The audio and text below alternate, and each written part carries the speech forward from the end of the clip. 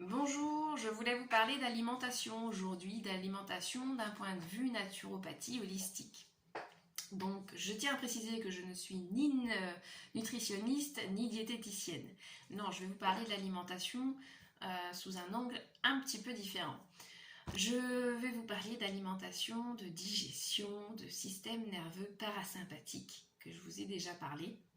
C'est important, la digestion se fera dans les conditions où vous êtes en mode calme contact. Alors il peut y avoir du brouhaha autour de vous, mais en tout cas si vous y êtes bien adapté, si vous avez bien vous mettre dans votre bulle, alors à ce moment-là, l'essentiel c'est que le calme contact soit à l'intérieur de vous quand vous êtes en train de manger.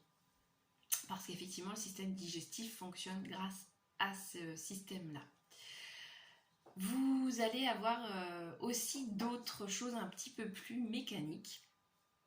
C'est l'importance de la mastication. La mastication va permettre de vraiment réduire vos aliments en plus petites particules et va permettre également de saliver.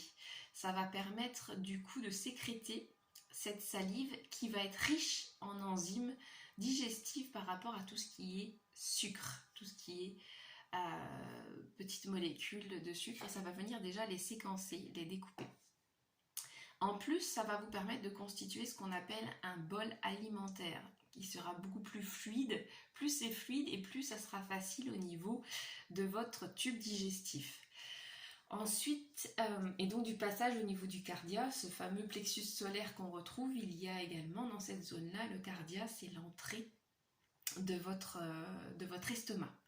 Quand le cardia est relativement souple, le pylore, qui est la porte de sortie de l'estomac, le sera aussi. Et donc, vous aurez moins de difficultés au niveau aussi estomac. L'estomac, c'est un muscle creux qui fait une sorte de brassage pour réduire le bol alimentaire en ce qu'on appelle un chyme, qui sera encore plus liquide pour permettre une meilleure absorption au niveau des intestins. Donc, en plus, lorsque le cardia est un petit peu tendu, cela peut provoquer des tensions au niveau de la coupole de votre diaphragme, du muscle de la respiration au niveau de la cage thoracique. Donc, c'est important aussi, c'est là où on peut voir l'importance de la gestion aussi de ses émotions et d'aller prendre un temps pour soi, déjà pour se calmer ou faire des respirations, aller s'oxygéner aussi à l'extérieur et rejeter tous ces gaz qu'on a besoin de rejeter au niveau d'oxygène, faciliter un échange gazeux qui vont être aussi vraiment à part entière dans l'alimentation. Mais pour en revenir à l'alimentation réellement, tout ce que l'on ingère, donc on travaille sur la mastication, la salivation, et puis derrière ça va permettre donc déjà la digestion facilitée au niveau des protéines et au niveau des sucres. Donc ensuite, pour pouvoir aussi faciliter une meilleure assimilation, parce que la digestion c'est je trie, j'assimile et je digère, j'évacue, ça va être de permettre aussi, en étant en mode calme, contact, de permettre d'avoir des intestins qui sont relativement souples et relâchés. Et quand ces intestins sont relativement souples et relâchés, toutes les vélosités intestinales qui constituent la paroi du tube digestif vont pouvoir être bien déployées. Et ces vélosités intestinales, ce sont des sortes de petits replis qui tapissent les parois intestinales, qui sont richement vascularisés et qui permettent l'assimilation des micronutriments et nutriments. Et donc, plus ils sont bien libérés et plus la capacité d'absorption va être augmentée et va être optimale. Et donc, mieux vous serez nourri. Sachant que pour protéger ces replis, ces vélosités intestinales, on a un petit tapis qui est important, c'est votre flore intestinale, qui elle va venir servir de filtre. Et je vais aussi en parler dans le sens où il est important qu'elle soit variée, qu'elle soit bien abondante, bien prolifique, de manière à ce qu'elle vous serve de filtre, un peu comme un tapis de feuilles. Et ça permettra de laisser vraiment passer que les éléments les plus les plus nutritifs pour vous et filtrer un petit peu ces éléments pathogènes qui n'ont rien à faire. Il faut savoir que tant que c'est dans votre tube digestif, ce n'est pas complètement à l'intérieur de vous. Ça sera à l'intérieur de vous à partir du moment où ça passe réellement dans le milieu sanguin. Voilà. Donc je vais parler du biote intestinal, des prébiotiques, probiotiques pour venir refaire cette flore intestinale, mais aussi le fait de manger varié. Plus vous mangez varié et plus vous permettez donc une bonne flore intestinale variée. Je vais parler de manger de saison, de manger vivant, vivant dans le sens où riche en énergie. Ce qui va de pair avec le saison, dans le sens où les éléments que vous allez vous nourrir en fonction de chaque saison seront vraiment appropriés à vos besoins, parce qu'ils vont croître dans les conditions extérieures. Elles vont aller rechercher les ressources au niveau nutritif de la terre, vitamines et minéraux qu'ils ont besoin pour leur propre croissance, pour faire face au milieu extérieur. Et ce sont exactement les mêmes besoins que vous allez avoir en fonction de la saison. Les carottes du printemps ne seront pas du même goût que les carottes d'automne ou encore prélevées en hiver. Parce que l'adaptation se sera encore modifiée, les sols auront changé et l'environnement extérieur aussi aura changé. Donc voilà, manger de saison, c'est important. Je vais vous parler aussi de l'alimentation par rapport à votre tempérament, pour apporter un petit peu des clés pour varier, pour que ce soit plus utile pour vous, pour que ça vous aide à trouver des trucs et astuces en fonction de votre tempérament. On va observer les forces et faiblesses possibles que vous pouvez développer et acquérir en fonction de votre tempérament. Le but étant toujours de revenir à une notion d'équilibre et de ne plus avoir besoin de ces clés-là.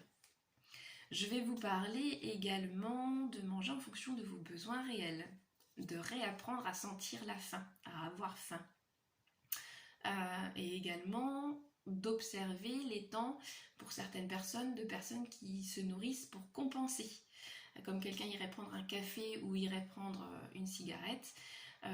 Certaines personnes peuvent compenser via l'alimentation parce que les émotions étant dures à gérer ou alors la pression étant difficile à gérer, d'où l'importance d'un travail sur soi. Votre nerf vague peut venir se tendre, tirer sur la corde et du coup empêcher un bon péristaltisme intestinal. C'est ce qu'on retrouve en réflexologie quand je travaille, en réflexologie plantaire. Tous les glouglous qu'on peut entendre, c'est toutes les tensions que je viens dénouer en fait en dessous de vos pieds. C'est un effet réflexe. Donc du coup, ça va être de pouvoir apprendre à vraiment relâcher ces tensions-là et de réapprendre à avoir la sensation d'avoir faim et de ne pas se nourrir pour compenser, pour venir écraser ce nerf vague-là qui va le relâcher par le poids du bol alimentaire que vous allez avoir et donc du coup apporter un certain sentiment associé à de la détente, à de la relâche. Voilà.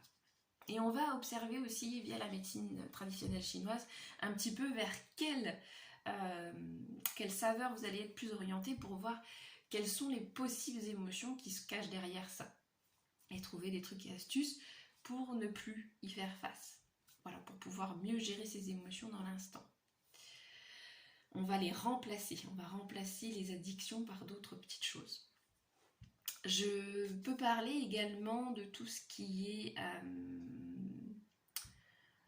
est besoin réel dans le sens, quelqu'un qui travaille en extérieur n'aura pas les mêmes besoins que quelqu'un qui travaille à l'intérieur ou que quelqu'un qui travaille plutôt dans le secteur tertiaire. Voilà, donc reprendre bien conscience que des fois, peut-être que je mange trop par rapport à mes réels besoins. Mais là encore, je ne rentrerai pas dans le côté quantité ou quoi que ce soit. Ça sera plutôt, je vous orienterai plutôt vers la consultation d'une nutritionniste ou d'une diététicienne. C'est plus de la prise de conscience, le besoin de prendre conscience. Et le besoin de prendre conscience aussi que des fois, votre système digestif a besoin de repos. Donc là, j'évoque le jeûne, mais rien à voir avec des jeûnes de 3 semaines, qui selon moi, des jeûnes longs devraient être pratiqués dans des structures spécialisées, parce que ça peut entraîner vraiment de profonds changements à l'intérieur. C'est une mise en stress de l'organisme, parce qu'il ne va plus être nourri, et ça se prépare. Donc, c'est pas des jeûnes dans ce sens-là, en tout cas, que je vais vous parler. parce qu'ils ne sont pas anodins. Derrière, ça entraîne vraiment des mouvements et des fois des pertes musculaires et autres. L'organisme va aller vraiment puiser, c'est ce qu'on appelle le principe de l'autophagie, va aller vraiment puiser toutes les ressources dans l'organisme pour pouvoir avancer, se nourrir et puis se mettre en mode sauvegarde et ne pas dépérir. Et en plus, derrière, ça peut avoir aussi d'autres effets délétères. Un trop grand choc pour le corps peut être nocif, entraîner les effets yo-yo, des choses comme ça. Et aussi des grosses faiblesses ou autres. Donc moi je vais plutôt parler de jeûne, par exemple, j'ai pas faim ce soir, je mange pas. Je vais peut-être plutôt me faire un bouillon, me faire un jus, ou simplement ne pas manger. Pourquoi pas faire un jeûne aussi du dessert. J'ai pas faim, ça peut paraître anodin, mais j'ai pas faim, mais pourquoi je mangerais le dessert alors que j'ai plus faim? Il vaut peut-être me sortir avec entre guillemets un peu la faim au ventre plutôt que d'avoir un estomac hyper lourd qui derrière va vous entraîner un besoin peut-être d'une sieste parce que somnolence, parce que vous aurez simplement trop mangé. Ça peut être aussi le fait de ne pas manger le soir mais de faire une sorte de jeûne intermittent, c'est-à-dire à 4 heures je me prends une petite collation, 5 heures, et puis jusqu'au lendemain matin 7 heures je ne mange pas. Comme ça je vais laisser un temps de repos au niveau du système digestif pour qu'il puisse bien finir de drainer. Je vais aussi parler de... je vais parler de beaucoup de choses. Je vais déjà... voilà, essentiellement, je vais parler de tout ça. Je vais aussi vous parler de l'utilisation de... je parle souvent de tout ce qui est thym, tout ce qui est persil, tout ce qui est romarin aussi. Le romarin n'est pas conseillé pour les personnes qui ont eu une ablation de la vésicule biliaire. Je le dis au passage, ça peut être fort. Ou qui ont des calculs, voilà, des calculs biliaires. Parce que ça peut provoquer justement une réaction au niveau du péristaltisme qui peut être un peu trop fort. Je vais donc parler un petit peu de ces choses-là, qui peut être intéressant de mettre. Je vais parler d'autres plantes, telles que la marjolaine à coquille, le laurier noble, qu'on peut utiliser aussi en huile essentielle pour relâcher les tensions. Je vais parler parfois aussi du charbon, qui peut être bien de temps en temps quand on a des ballonnements, pour faire un petit peu un nettoyage à l'intérieur, sachant que le charbon peut aussi entraîner tout ce qui est un petit peu de constipation, et il est important de le prendre dehors des prises médicamenteuses, y compris de la pilule, parce que son action peut être délétère et inhiber l'action médicamenteuse, ce qui peut être gênant dans certains cas. Dans beaucoup de cas d'ailleurs, si vous prenez des médicaments, c'est parce qu'il y a un besoin derrière. Donc ça serait vraiment dommageable si vous prenez votre charbon végétal en même temps. Il faut vraiment le prendre en dehors des prises de médicaments. Donc voilà des choses que je peux vous parler. Donc là c'est très bref. Et voilà, je parle de ces choses-là en alimentation.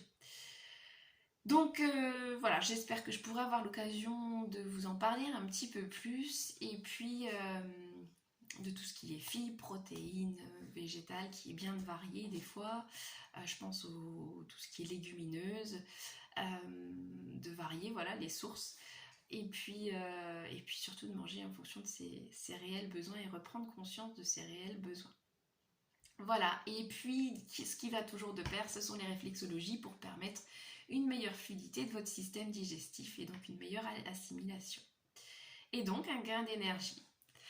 Voilà, j'espère que ça vous aura apporté quelques petites choses. Et puis en rendez-vous, bien évidemment, j'élargirai beaucoup plus ces notions. Je vous souhaite une bonne journée. Au revoir.